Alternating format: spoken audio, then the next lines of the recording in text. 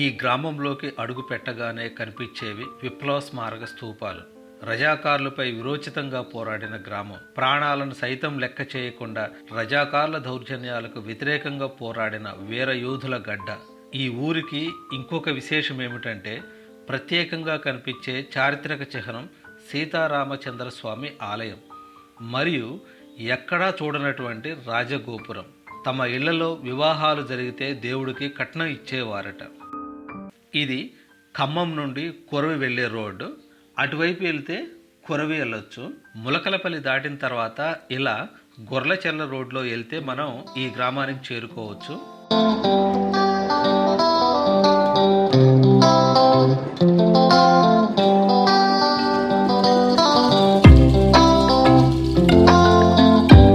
తెలంగాణ సాయుధ పోరులో పెరుమాళ్ల సంకీస కీలక పాత్ర పోషించింది.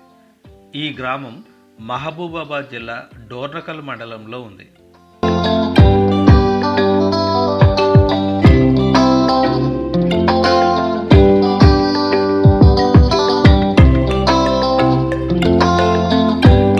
పెరుమాళ్ల సంకీసతో పాటు ఉయ్యాలవాడ, బూరుగుపాడు, వెన్నారం మొదలైన గ్రామాలకు చెందిన అనేక మంది రజాకార్ల దురాగతాలకు వ్యతిరేకంగా ఉద్యమాలు కొనసాగించారు. సంకీస గ్రామానికి చెందిన తుమ్మ శేషయ్య దళనాయకుడిగా ముందుండి రజాకార్ల దురాగతాలకు వ్యతిరేకంగా పోరాడారు. తెలంగాణ ప్రాంతం నుంచి రజాకార్లను తరిమి కొట్టాలంటూ దళాలతో గ్రామాల్లో తిరుగుతూ జనాల్ని చైతన్యపరిచాడు. ఉద్యమాన్ని అణిచివేయాలంటే తుమ్మ శేషయ్యను అంతమొందించాలని రజాకార్లు నిర్ణయించుకున్నారు. 1948 సెప్టెంబర్ 1వ తేదీన 200కు పైగా రజాకార్లు సంకీస గ్రామంపై ఆయుధాలతో దాడి చేశారు. తుమ్మ శేషయ్య ఆ సమయంలో లేకపోవడంతో గ్రామస్తులపై దాడి చేశారు. దొరికిన మగవారందరినీ చేతులు కట్టేసి బూటు కాళ్లతో తన్నారు. అయినా శేషయ్య జాడ కానీ దళం ఆచూకి కానీ చెప్పించలేకపోయారు. ఆ కోపంతో బందెలదొడ్డి ప్రాంతంలో ఉన్న గడ్డివాము దగ్గర కాల్పులు జరిపి కొన ఊపిరితో ఉన్న వారితో సహా మొత్తం 21 మందిని సజీవ దహనం చేశారు. ఇది జరిగిన కొన్ని రోజులకే 1948 సెప్టెంబర్ 17వ తారీఖున రజాకార్ల పాలన అంతమైంది. ఈ పోరాట యోధుల స్మృతి చిహ్నంగా గ్రామ పంచాయతీ దగ్గర 1994లో స్మారక స్తూపాన్ని నిర్మించారు. ఉద్యమ నాయకుడు తుమ్మ శేషయ్య కొంతకాలం తర్వాత నర్సంపేట ప్రాంతానికి వలస వెళ్ళి 1967-68 ప్రాంతంలో మరణించారు.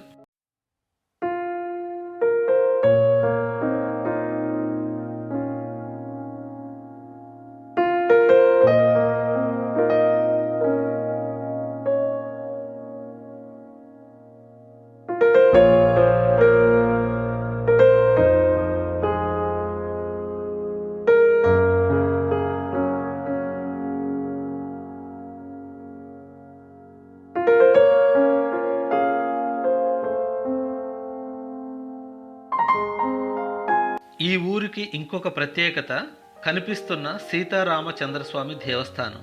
ఇక్కడ గర్భాలయంలో సీతారామ లక్ష్మణ హనుములతో పాటు భరత శత్రుఘ్నులు కొలువై ఉండటం విశేషం.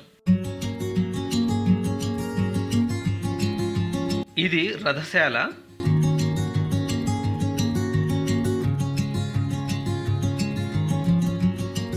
మీరు చూస్తున్నది చెక్క రథం.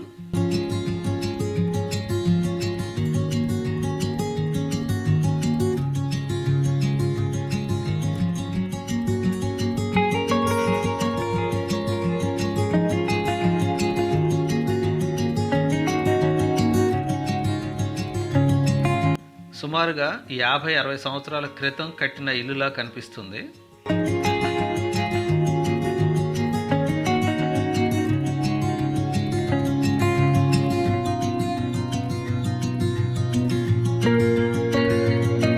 మీరు చూస్తున్నది గాలి గోపురం.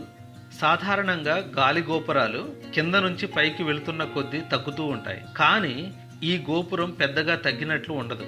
గోపురం క్రింద వెడల్పు సుమారుగా 30 అడుగులు ఉంటే పై వరకు వెళ్ళాక అది 25 అడుగుల వెడల్పు ఉంటుంది. అంటే 5 అడుగులు మాత్రమే వెడల్పు తగ్గింది.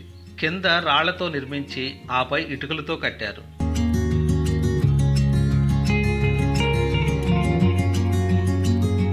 ఏనుగుల్ని ఎత్తేస్తున్నటువంటి శివంగి. అంత పెద్ద ఏనుగు పైన శివంగి ఆధిపత్యం చెలాయిస్తుంది.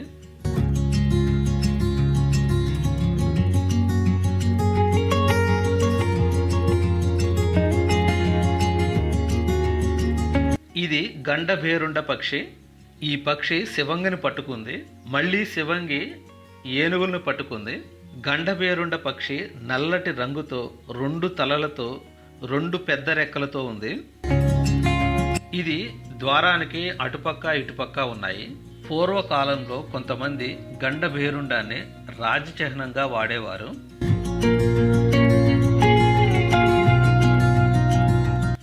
వీళ్ళు వైష్ణవ ద్వారపాలకులు.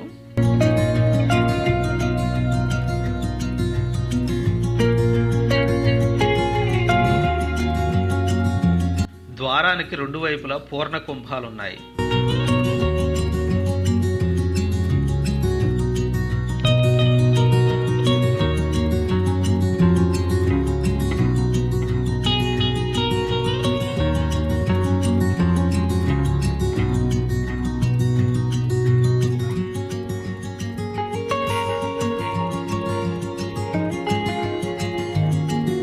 గోపురాన్ని దాటి ముందుకు వస్తే ఎడమ చేతి పక్కన రాజగోపురం పై అంతస్తుకు వెళ్ళటానికి రాతి మెట్లు కనిపిస్తాయి.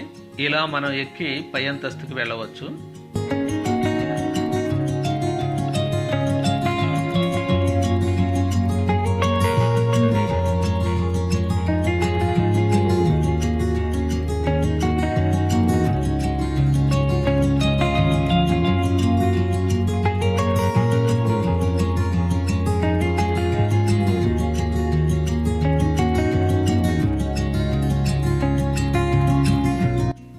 గాలిగోపురం లోపల ఇలా ఉంది.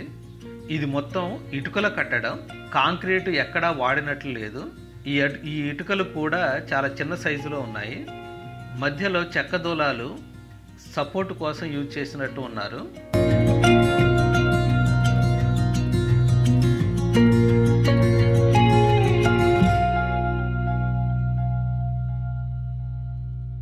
గాలిగోపురం మెట్ల మీద నుంచి చూస్తే ఆలయం ఇలా కనిపిస్తుంది.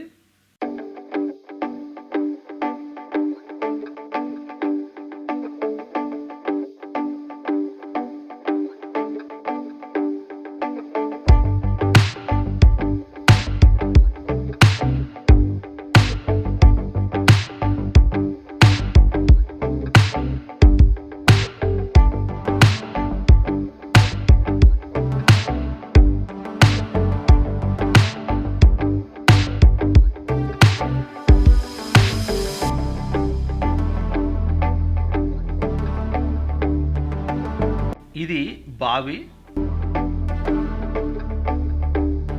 రాతి కట్టడంతో ఉన్నటువంటి బావి.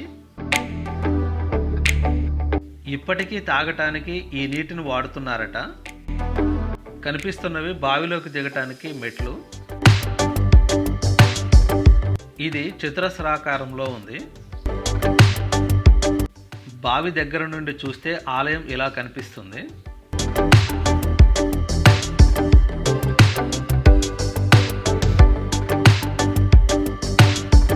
ఇది స్వామివారి కళ్యాణోత్సవాన్ని నిర్వహించే కళ్యాణ మండపం.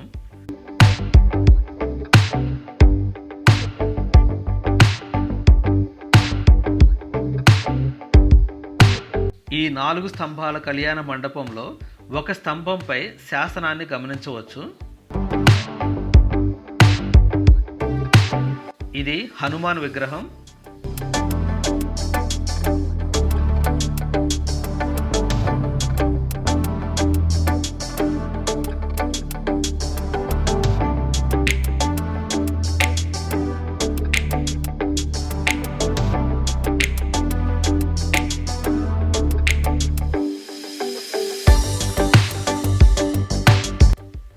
ద్వయస్తంభం.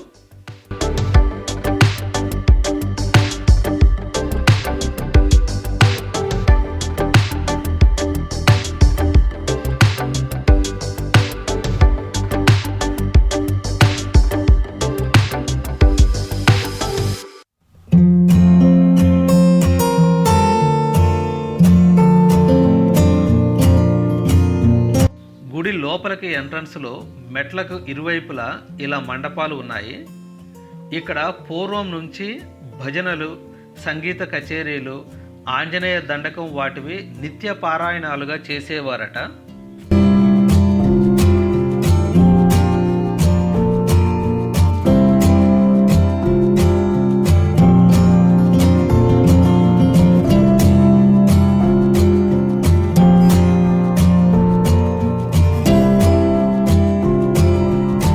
ఈ విగ్రహాలు భూమిలో కూరుకుపోయాయి.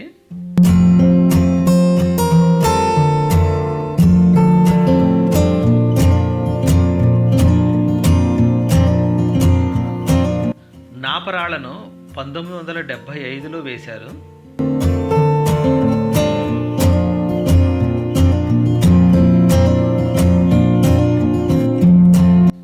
మీరు చూస్తున్నది గర్భగుడి, క్లోజ్ చేసింది. ఇటీవల ఈ ఆలయంలో ఒక రాగి శాసనం వెలుగులోకి వచ్చింది. సుమారు 1820వ సంవత్సరం నాటిది.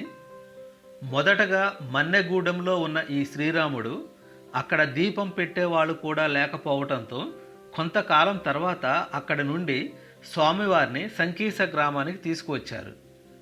ఆ తర్వాతనే ఈ గ్రామం పెరుమాళ్ల సంకీస అని మారిందని చెబుతారు. సంకీస గ్రామంలో భూదానం చేసి సీత, రామ, లక్ష్మణ, హనుమలతో పాటు భరత, శత్రుఘ్నులను కూడా ప్రతిష్ఠించారు. తమ ఇళ్లలో వివాహాలు జరిగితే ఆడపెళ్లివారు ₹1 మగ పెళ్లివారు రూపాయి వంతున దేవుడికి కట్నం ఇచ్చేవారని చెప్తుంటారు.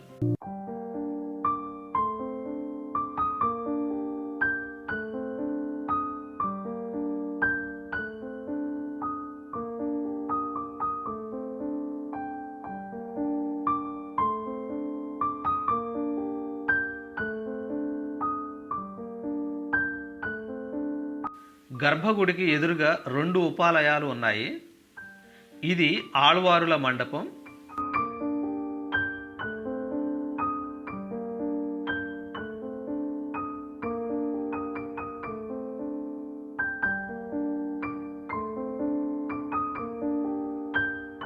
ఆళ్వారులు మరియు రామానుజాచార్యులు.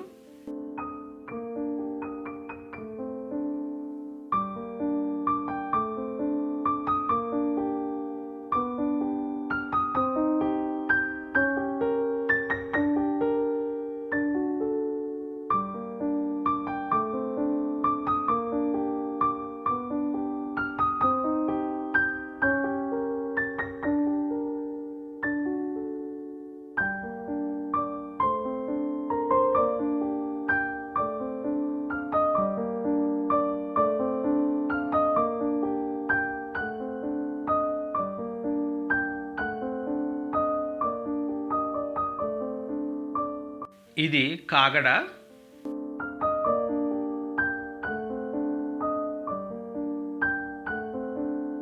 ఇది చుట్టూ ఉన్న గోడ.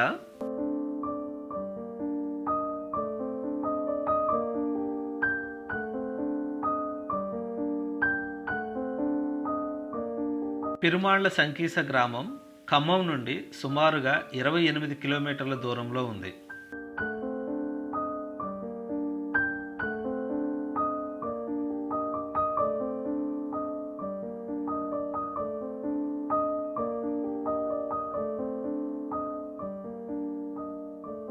కళ్యాణ మండపం, రాజగోపురం.